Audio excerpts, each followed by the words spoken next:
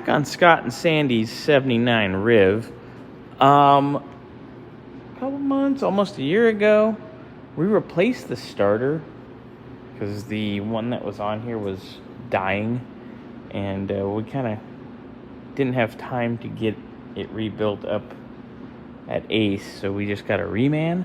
Well, the reman sounds kind of funny when we go and start the car, so I've agreed to warranty it out. But let me fire this thing up for you so you can hear it. Just going to, don't mind me. Ah! Glad I can edit things. So I'm gonna start it just so you can hear it.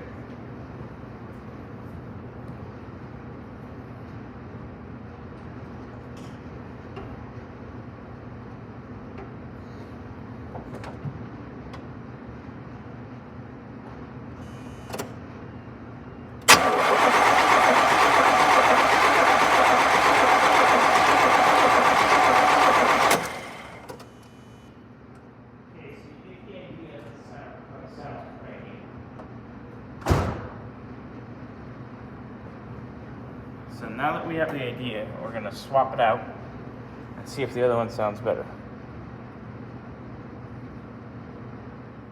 Alright, swap them out.